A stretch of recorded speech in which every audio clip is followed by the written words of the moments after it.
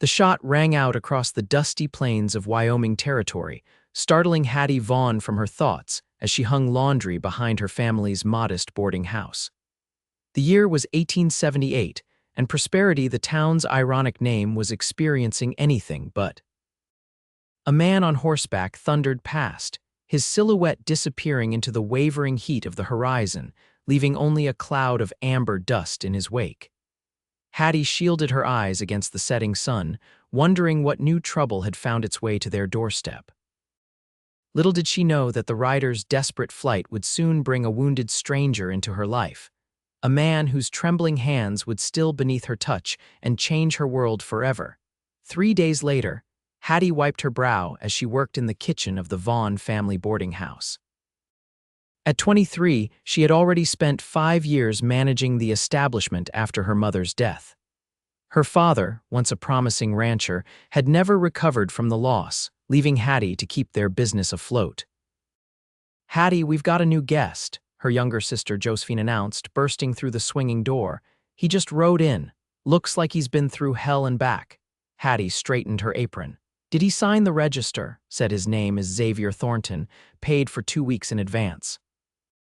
"With real silver dollars," Josephine added, her eyes widening significantly. Hattie's interest was piqued.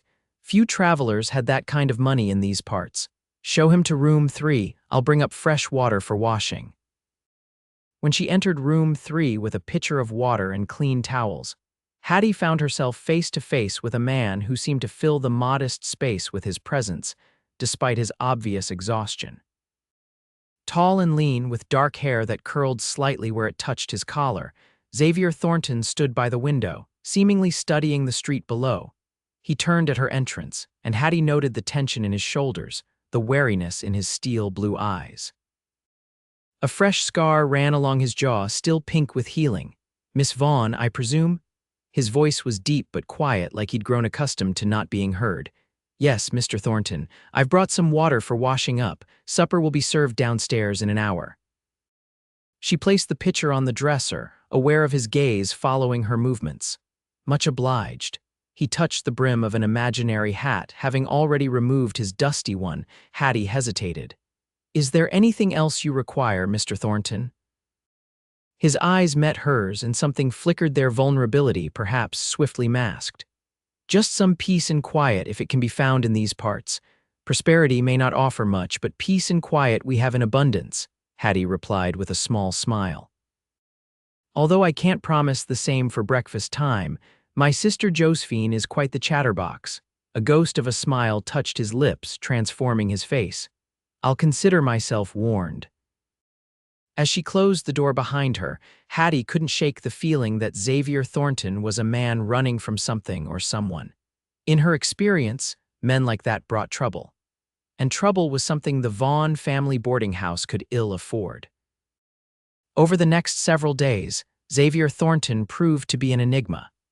He rose early, ate breakfast alone, and spent most days out of the boarding house, returning only for the evening meal and to retire to his room. He spoke little, but Hattie noticed the way he observed everything, his eyes constantly scanning doorways and windows as if expecting danger. It was on the 5th morning of his stay that Hattie discovered him in the kitchen before dawn. She had come down early to begin breakfast preparations, only to find Xavier attempting to pour himself coffee from the pot she'd just put on the stove. His hands shook so badly that the coffee sloshed over the rim of the cup, spattering onto the worn wooden table. "Mr. Thornton," she said softly, not wanting to startle him. He looked up, his face a mask of frustration as he set the pot down with more force than necessary. "Apologies, Miss Vaughn, didn't mean to intrude on your kitchen." Hattie approached slowly, noticing the fine sheen of sweat on his brow despite the morning chill. "Are you unwell, Mr. Thornton? Just an old war injury acting up," he muttered, flexing his fingers. "Sometimes the hands don't work like they should." Without thinking, Hattie reached out and placed her hands over his where they gripped the edge of the table. His skin was warm, rough, with calluses that spoke of hard work. To her surprise, he didn't pull away. "They're steady now," he said after a moment, looking down at their hands with a mixture of confusion and wonder. Hattie became suddenly aware of the impropriety of their position and withdrew her touch. "The coffee's not quite ready yet. Would you like me to pour you a cup when it is?" Xavier nodded, his eyes meeting hers with an intensity that made her breath catch. "That would be kind of you, Miss Vaughn." As she busied herself with breakfast preparations, Hattie felt his gaze on her, thoughtful and considering. When she finally poured his coffee and handed it to him, his fingers brushed hers intentionally. This time they didn't shake at all. "Thank you," he said, and she knew he wasn't just talking about the coffee. That morning marked a shift in their interactions. Xavier began taking his meals with the other boarders rather than in isolation. He offered to fix a broken stair that had been causing Hattie concern and spent one rainy afternoon repairing the leak in the roof above room 4. His hands, she noticed, remained steady whenever she was near. "Your Mr. Thornton is quite handy," remarked Mrs. Winters, their oldest resident, as they watched him chop firewood in the yard. "He's not my Mr. Thornton," Hattie responded automatically, though she couldn't deny the flutter in her chest whenever he was near. "Mrs. Winters merely smiled knowingly. Not yet, perhaps. On a crisp Sunday morning, 2 weeks after Xavier's arrival, Hattie found him packing his saddlebags in the stable behind the boarding house. "You're leaving," she said, unable to keep the disappointment from her voice. Xavier turned, his expression unreadable. "My time's up. Paid for 2 weeks. You could stay longer, we have the room." She twisted her hands in her apron, unsure why it mattered so much to her that he remain. He stepped closer, close enough that she could smell the clean scent of soap and leather that clung to him. "It's not safe for me to stay in one place too long, Miss Vaughn. What are you running from, Mr. Thornton?" His jaw tightened. "Not what? Who? Men who want me dead." Hattie's heart raced. "Why?" "Because I testified against them. The Wallace brothers, they ran a cattle-rustling operation that stretched from Texas to Montana. I was their scout for a time before I realized just how deep their criminal activities went. When I found out they'd killed a family, including 2 children, to keep their operation secret, I couldn't stand by anymore." His voice grew rough with emotion. "I went to the federal marshal in Denver. My testimony put the older brothers in prison, but the youngest 2 escaped. They've been hunting me ever since." "That's why your hands shake," Hattie realized. "It's not a war injury." Xavier's gaze dropped to his hands, which were steady now. "It started after the first attempt they made on my life, caught me outside a saloon in Nebraska. I was fast enough to survive, but the bullet grazed my head." He touched the scar on his jaw. "Doctors said it affected my nerves. The shaking comes and goes, worse when I'm tired or—" He hesitated, afraid. Hattie swallowed hard. "And they're still looking for you." 3 weeks ago, they found me in Laramie. I barely escaped. I've been moving ever since, hoping to lose their trail." His eyes met hers, troubled and sincere. "I shouldn't have stayed here as long as I did. I've put you in danger just by being near you." "But your hands," Hattie said softly. "They don't shake when I'm with you." Xavier's expression softened. "No, they don't." In that moment, Hattie made a decision that would alter the course of her life. "Stay," she said firmly. "At least until we can figure out a more permanent solution. Prosperity is small, but we look after our own." "I'm not one of your own, Miss Vaughn." Hattie stepped closer, summoning her courage to place her hand on his arm. "You could be." Something sparked between them, a connection that had been building since that first morning in her kitchen. Xavier covered her hand with his steady, warm, and strong. "It's dangerous," he warned. "Life is dangerous, Mr. Thornton, especially out here," she smiled slightly. "Besides, we need that broken wagon wheel fixed before winter sets in." A reluctant smile tugged at his lips. "Is that so?" "It is, and I happen to know the sheriff here is a good man. Former Union Army, he might have some ideas about your situation." Xavier hesitated, clearly torn between his instinct to run and his growing feelings for Hattie. Finally, he nodded. "1 more week, then I really must move on." Hattie tried not to show her relief. 1 week wasn't much, but it was something. Time enough, perhaps, to find a reason for him to stay permanently. The following day, Hattie accompanied Xavier to meet with Sheriff Daniel Grant, a grizzled veteran who had maintained law and order in Prosperity for over a decade. In the privacy of his office, Xavier recounted his story in full detail. "The Wallace brothers," Sheriff Grant mused, stroking his salt and pepper beard. I've heard of them, nasty piece of work, all of them. You were brave to testify, son. Or foolish, Xavier replied grimly. Sometimes there's little difference between the two. The sheriff leaned back in his chair. I can put out some inquiries, see if anyone's spotted them in the territory. In the meantime, you'd be wise to keep a low profile. That's my intention, Xavier assured him. As they left the sheriff's office, Hattie noticed Xavier scanning the street, his body tense with habitual caution. On impulse, she slipped her hand into his. The effect was immediate. His shoulders relaxed slightly, and he looked down at her with a mixture of surprise and gratitude. Thank you, he said simply. For what?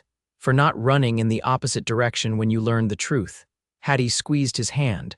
I'm not one for running, Mr. Thornton. My father taught me to face troubles head-on. Xavier, he said. I think, given the circumstances, you might call me Xavier. Xavier, she repeated, liking the way his name felt on her tongue. Then you must call me Hattie. They walked back to the boarding house hand in hand, drawing curious glances from townspeople unaccustomed to seeing Hattie Vaughn in the company of a man. Hattie found she didn't care. For the first time since her mother's death, she felt something other than responsibility and duty. She felt hope. That evening, after the boarders had retired to their rooms, Hattie found herself alone with Xavier on the front porch. The night was clear, stars scattered like diamonds across the velvet sky. They sat side by side on the wooden swing her father had built years ago, not touching but close enough to feel the warmth between them. Tell me about yourself, Xavier said, breaking the comfortable silence. Not the boarding house proprietress, but Hattie Vaughn. Hattie considered his request. Few people had ever asked about her dreams or desires. I was supposed to be a teacher, she admitted. I studied in Denver for a year, but then my mother fell ill and I came home to help. After she passed, there was no one else to run the boarding house. My father. He hasn't been the same since we lost her. And your sister, Josephine, is only 17, too young to shoulder such responsibility. She deserves a chance to have the life I couldn't. Xavier studied her profile in the moonlight. You've sacrificed a lot, Hattie shrugged. It's what family does. Besides, it's not all sacrifice. The boarding house provides a good living. We're not wealthy, but we get by. Still, you must have dreams beyond these walls. The question caught her off guard. Dreams? She had pushed those aside years ago, I suppose. I've always wanted to see the ocean. My mother spoke of growing up near the sea in Massachusetts. The way she described it, vast and powerful, yet somehow peaceful, it sounded magical. It is, Xavier confirmed. I've seen the Atlantic in New York and the Pacific in California. There's nothing quite like standing at the edge of something so immense, feeling both insignificant and infinite at the same time. Hattie turned to look at him, fascinated. You've traveled so much, mostly running, he admitted, but I've seen beautiful things along the way. If you weren't running, she asked carefully, where would you go? What would you do? Xavier was quiet for so long that Hattie thought he might not answer. When he finally spoke, his voice was low and thoughtful. I'd find a place like this. Small enough to know your neighbors, but with good land and honest work.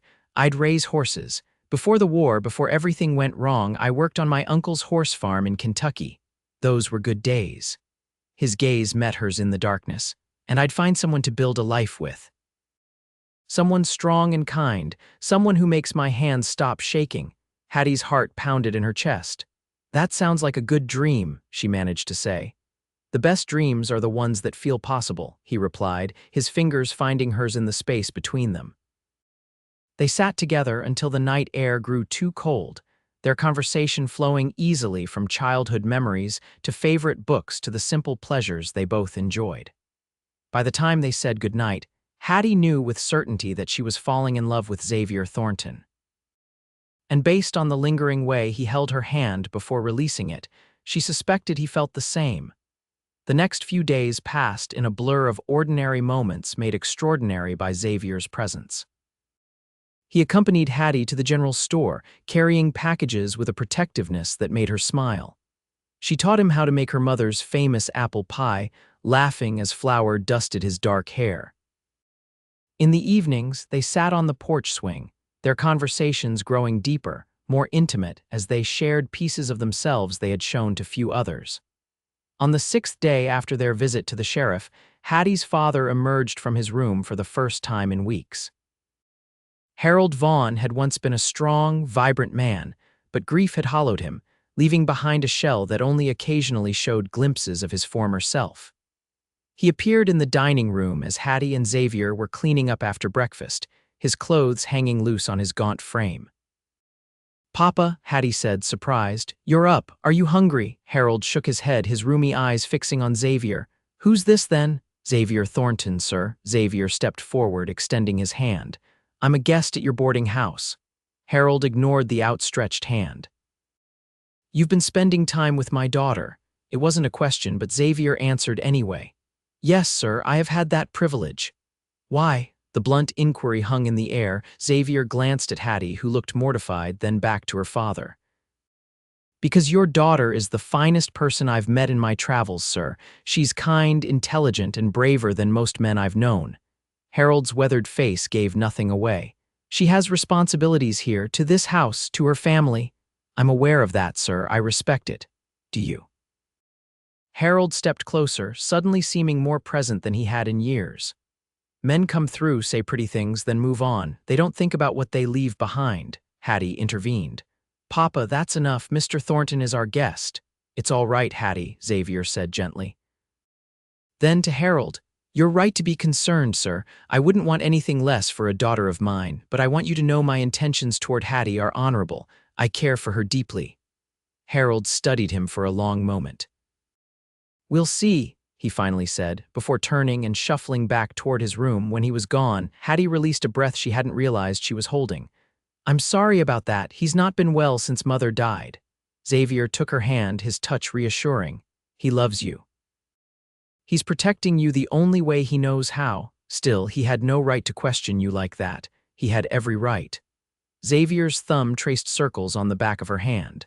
"Besides, I meant what I said. My intentions are honorable, Hattie." She looked up at him, hope and fear warring within her. "Are they? You're still planning to leave in a few days?" Pain flickered across his face. "I have to, you know why. And if the Wallace brothers were no longer a threat, what then?" The question hung between them, loaded with possibility. Before Xavier could answer, the front door burst open and Sheriff Grant strode in, his expression grave. "Thornton," he said without preamble, "we need to talk." Xavier's body tensed, his hand automatically moving to the gun at his hip. "What is it?" "Not here." The sheriff glanced at Hattie apologetically. "Sorry to interrupt, Miss Vaughn, but this is urgent." Hattie's stomach knotted with dread. "I'll make some coffee," she offered, needing something to do with her trembling hands.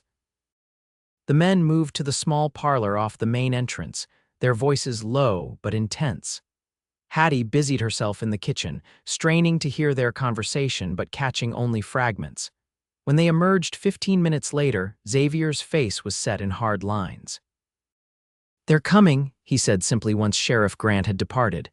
"The Wallace brothers were spotted in Cheyenne 3 days ago asking questions about me. The sheriff thinks they're headed this way." Fear clutched at Hattie's heart. "What will you do?" "What I've been doing. Run." He raked a hand through his hair, frustration evident in every line of his body. "I'll leave tonight. Draw them away from here from you." "No," Hattie said firmly, surprising herself with her vehemence. "Running hasn't worked so far. You'll just be back in the same position in another town with another person you have to leave behind." Xavier's eyes darkened with emotion. "I won't risk your safety, Hattie. These men are killers." "Then we fight." She stepped closer to him, determination replacing fear. "Sheriff Grant is a good man, and this is a good town. People here will stand with us." "Us," Xavier shook his head. "There is no us in this fight, Hattie. This is my problem." Anger flared within her. "There is an us, Xavier Thornton, whether you want to admit it or not. There has been since the moment I touched your hands and they stopped shaking. And I will not stand by while you ride off to either die alone or spend the rest of your life looking over your shoulder." Her words seemed to stun him into silence. For a long moment, he simply stared at her, conflict raging in his eyes. Then, unexpectedly, he crossed the distance between them in 2 strides, cupped her face in his hands, and kissed her. The kiss was both tender and desperate, a declaration and a plea. Hattie melted into it, her arms winding around his neck as years of loneliness and longing dissolved in the warmth of his embrace. When they finally parted, both breathless, Xavier rested his forehead against hers. "I love you," he whispered, the words sounding wrenched from somewhere deep inside him. "God help me, but I do, and that's why I can't stay." Hattie's hands gripped his shirt, unwilling to let him go. "If you love me, then trust me, trust us. Together we can face this." Xavier closed his eyes, visibly torn between his need to protect her and his desire to believe in the possibility she offered.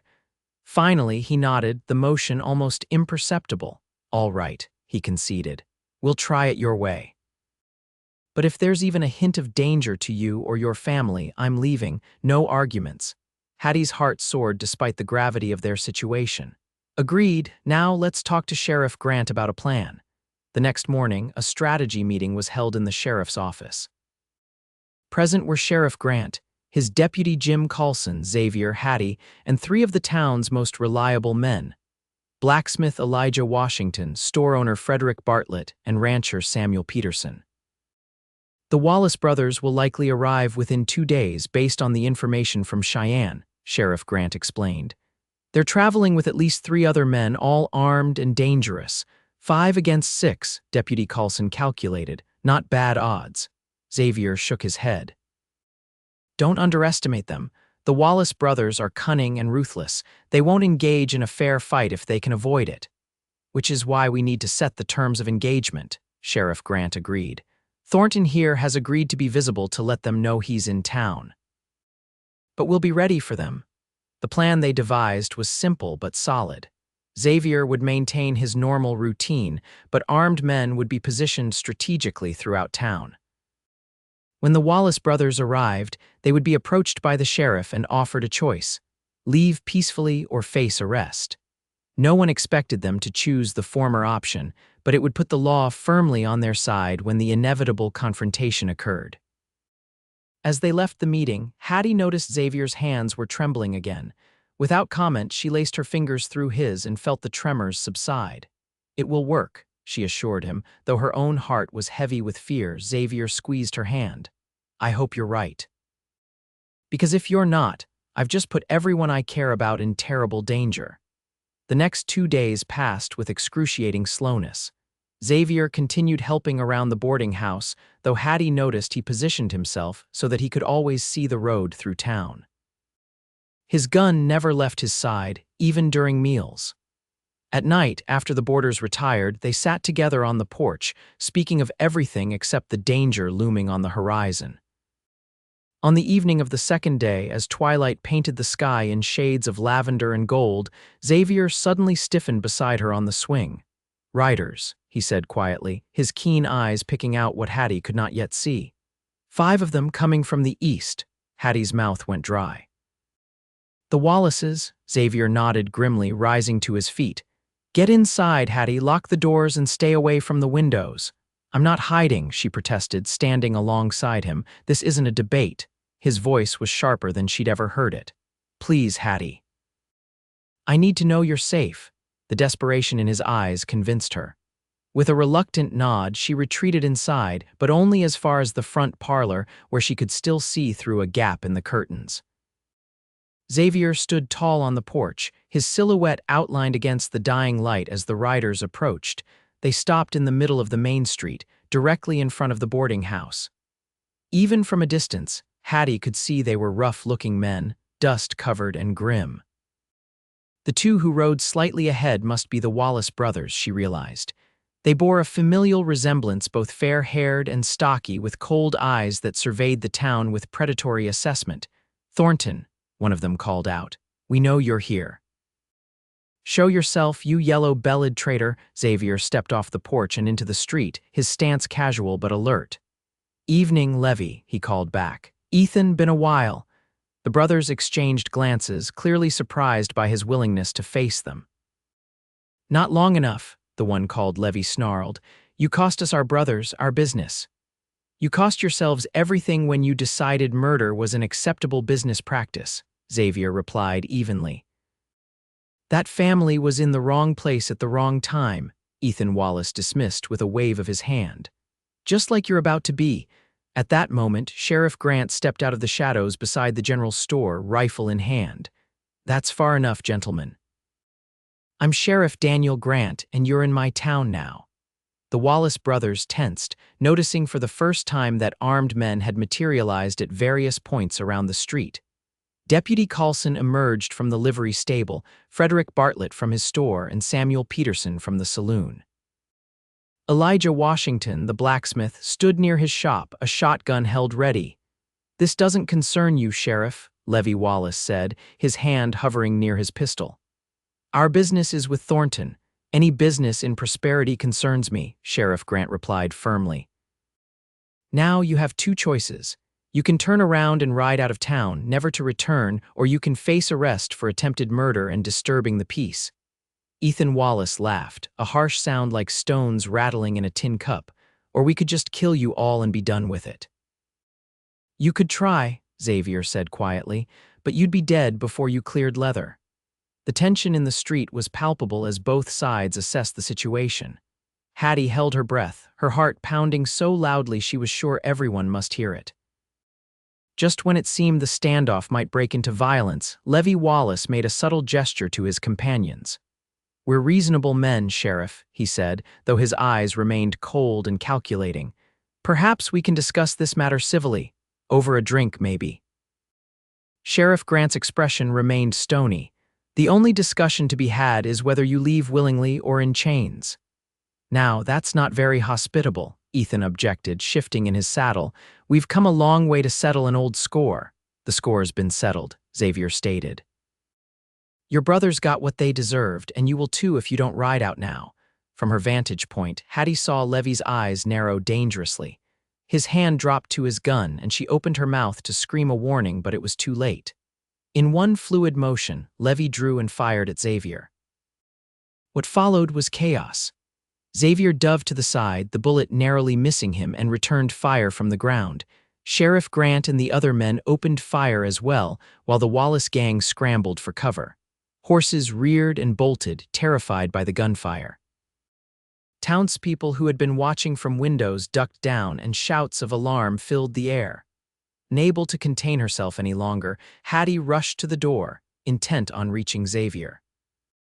As she flung it open, she saw him crouched behind a water trough, exchanging fire with one of the Wallace brothers' men who had taken position behind a wagon.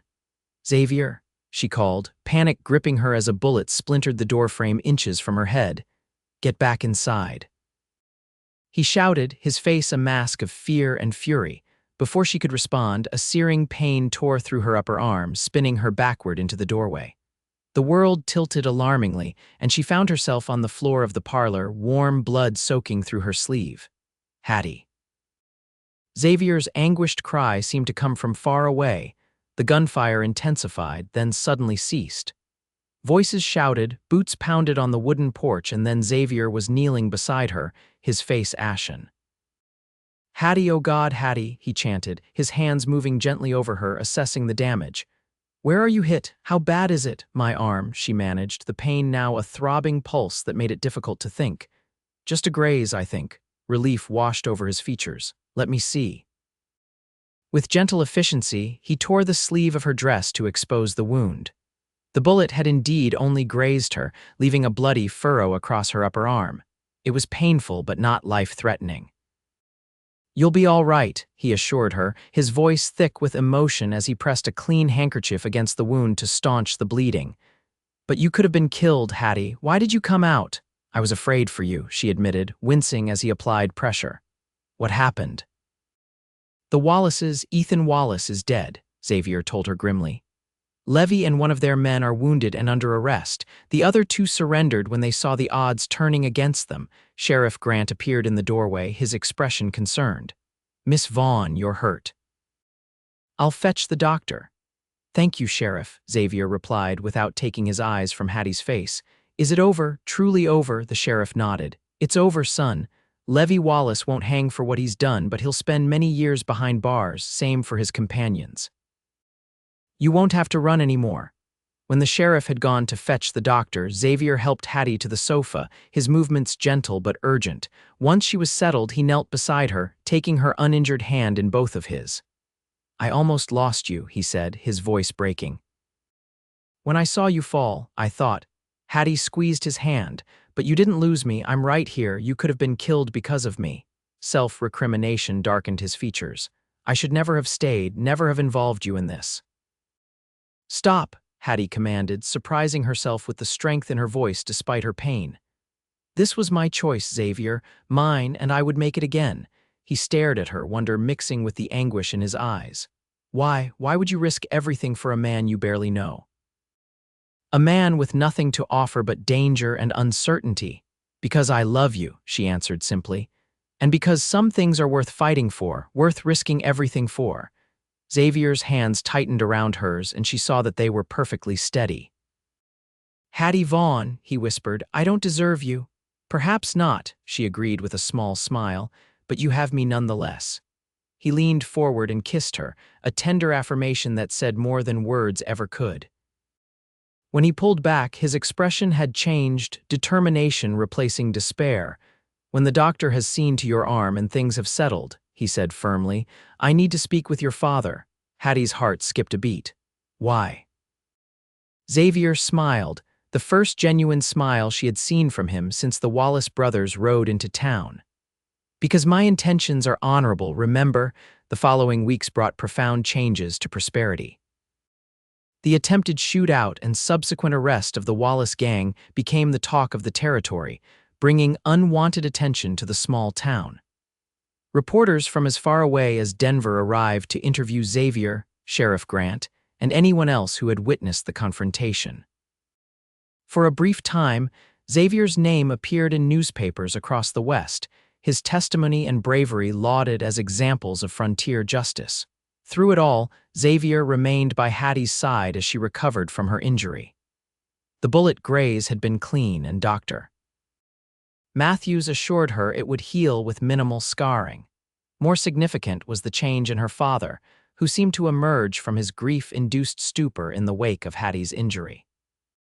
Harold Vaughn began taking meals with the family again, even assuming some of his old responsibilities around the boarding house. It was on a cool October evening, as Hattie and Xavier sat together on their familiar porch swing, that he finally shared the outcome of his conversation with her father. He gave his blessing, Xavier said, his voice tinged with disbelief. With conditions, of course, Hattie's pulse quickened. What conditions? That I stay in prosperity, that I find honest work and provide a good home. His eyes met hers, filled with a happiness she had never seen there before. And that I make an honest woman of you before the first snow. Joy bubbled up within her. And what did you say to these conditions? Xavier reached into his pocket and withdrew a small velvet pouch. From it, he removed a simple gold band with a modest pearl set in the center. I said I would agree to all his conditions and add some of my own, he replied, his voice husky with emotion. That I would love you every day for the rest of my life, that I would do everything in my power to give you the happiness you deserve. That I would never take for granted the miracle of finding you. Tears filled Hattie's eyes as he slid from the swing onto one knee before her. Hattie Vaughn, will you do me the extraordinary honor of becoming my wife? Yes, she whispered, her heart so full she could barely speak. Yes, with all my heart. As he slipped the ring onto her finger, his hands were perfectly steady. They were married on the first day of November, 1878, in the small white church at the edge of town. The ceremony was simple but beautiful, with Josephine serving as maid of honor and Sheriff Grant standing as Xavier's best man. The entire town turned out for the occasion, filling the church to capacity. Hattie wore her mother's wedding dress, carefully altered by Mrs. Winter's skilled hands.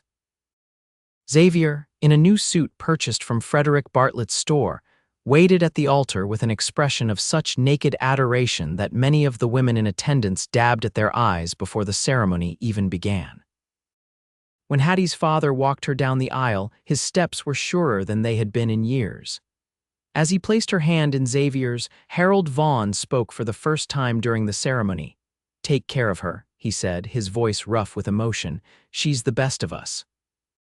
With my life, Xavier promised solemnly. The months that followed were ones of adjustment and joy. Xavier, true to his word, remained in prosperity. Using the reward money he received for his role in bringing the Wallace gang to justice, he purchased a small parcel of land on the outskirts of town and began building a modest house for them. In the meantime, they continued living at the boarding house, which flourished under their joint management.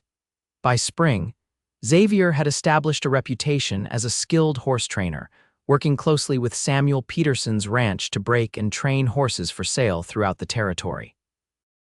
His steady hands and patient demeanor made him particularly adept with the more skittish animals, and soon ranchers from neighboring towns sought his services. It was on a warm June evening, nearly a year after Xavier had first ridden into prosperity, that they sat together on the porch of their newly completed home. The house was small but solid, with large windows that caught the western light and a stone fireplace that would keep them warm through the winter. Behind it stretched several acres where Xavier had begun to raise the horses he had dreamed of. Happy? He asked, his arm around Hattie as they watched the sunset paint the horizon in brilliant oranges and pinks. Completely, she assured him, leaning into his embrace. Though I do have something to tell you. Xavier glanced down at her, curiosity in his eyes. What is it? Hattie took his hand and placed it gently on her stomach, which had only just begun to show the slightest curve. We're going to have a baby, in December. For a moment, Xavier seemed frozen, his eyes wide with disbelief. Then a smile broke across his face, so radiant it took her breath away. A baby, he repeated, his voice filled with wonder. We're going to be parents. Yes, Hattie confirmed, her own smile matching his. Are you pleased? In answer, Xavier gathered her into his arms, holding her as if she were the most precious thing in the world. Please doesn't begin to describe it. I'm overwhelmed, terrified, ecstatic. He pulled back to look into her eyes. Do you know how much I love you, Hattie Thornton? I believe I do, she replied softly, about as much as I love you. His hands, strong and steady, cradled her face as he kissed her with infinite tenderness. When they parted, he rested his forehead against hers, a gesture that had become as familiar and necessary as breathing. I never thought I'd have this, he confessed. A home, a family, peace. For so long, all I knew was running and fear. And now I know what it means to be still, he said simply, to be present, to belong. As the last rays of sunlight gilded the land around their home, Hattie thought about the journey that had brought them to this moment. From a chance meeting in a boarding house kitchen, where a simple touch had stilled trembling hands, to a love that had given them both the courage to fight for a future together. You remember the first morning we met in the kitchen? She asked. When your hands were shaking as you poured the coffee, Xavier nodded, a smile playing at the corners of his mouth. And you touched them and they stilled. I thought it was magic. Not magic, Hattie corrected gently, just love, even then though we didn't know it yet. I think a part of me knew, Xavier admitted. Something in me recognized you, as if I'd been looking for you my whole life without realizing it. They sat in companionable silence as darkness fell and stars began to appear in the velvet sky. In the distance, they could hear the soft nickering of horses in the paddock, the occasional hoot of an owl, the whisper of wind through prairie grass, the soundtrack of the life they had built together. I want to take you to see the ocean, Xavier said suddenly. Next spring, after the baby is born and strong enough to travel, we'll go east to Massachusetts. You should see what your mother described to you. Hattie's heart swelled with love for this man who remembered every dream she'd shared. I'd like that, very much. And then we'll come back here, he continued, to our home, our horses, our family. Our future, Hattie added softly. Xavier's arms tightened around her, his hands strong and sure as they had been from the moment she first touched them. Our future, he agreed, together. December brought with it a blanket of snow that transformed prosperity into a winter wonderland, and with it, the birth of their daughter, Elizabeth Ann Thornton, named for Hattie's mother and Xavier's aunt. She arrived during a gentle snowfall, her cries strong and indignant as doctor. Matthews placed her in her father's trembling arms. She's perfect, Xavier whispered, awe and terror mingling in his expression as he gazed down at the tiny red face framed by wisps of dark hair. Hattie, look what we made. Exhausted but radiant, Hattie reached out to touch her daughter's impossibly small fingers. She has your hair, she observed with a tired smile. And your spirit, judging by those lungs, Xavier replied, gently transferring the swaddled infant to Hattie's waiting arms. As he watched his wife cradle their child, his heart felt too full for his chest, expanded beyond what he had thought possible with love and gratitude. In the years that followed, that feeling only grew. Elizabeth was joined by a brother, Daniel Harold, 2 years later, and then by twin girls, Sarah and Josephine, in 1884. The Thornton house expanded along with their family, with Xavier adding rooms as needed, his hands always steady as they built a future for those he loved. True to his word, he took Hattie to see the Atlantic Ocean the summer after Elizabeth's first birthday.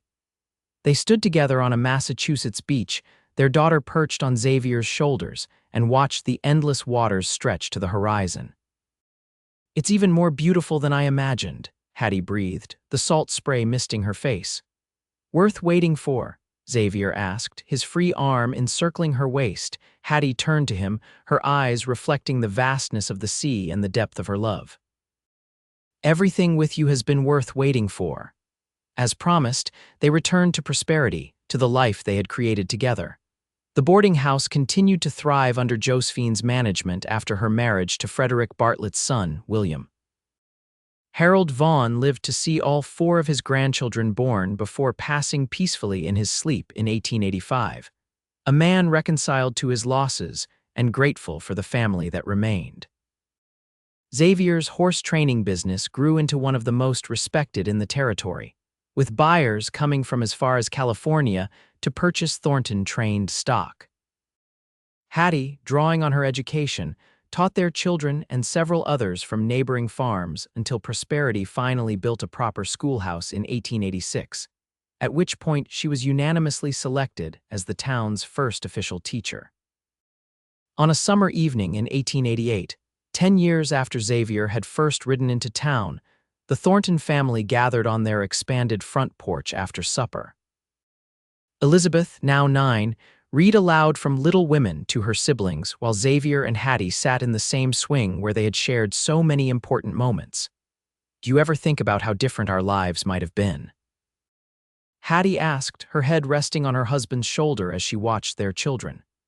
"If you hadn't stopped in Prosperity that day," Xavier's hand found hers, their fingers intertwining with the ease of long familiarity. "I try not to," he admitted. "The thought of a life without you, without them," he nodded toward their children, "it's unimaginable now."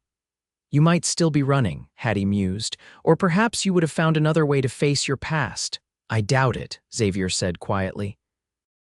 "It took finding you to give me the courage to stop running, to believe I deserved more than just survival."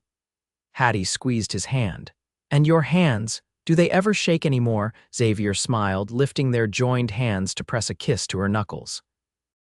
"Only when I think about how close I came to riding past this town, to missing the chance to love you."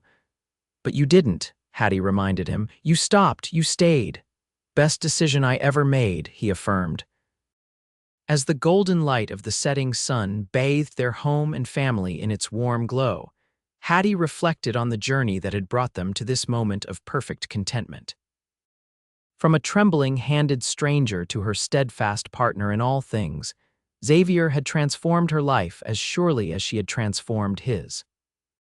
Together, they had built something neither could have imagined alone, a love as vast as the ocean she had dreamed of, as enduring as the mountains that framed their horizon, and as real as the steady hands that had learned to pour coffee without spilling a drop. "I love you, Xavier Thornton," she whispered, the words as fresh and true as the first time she had spoken them.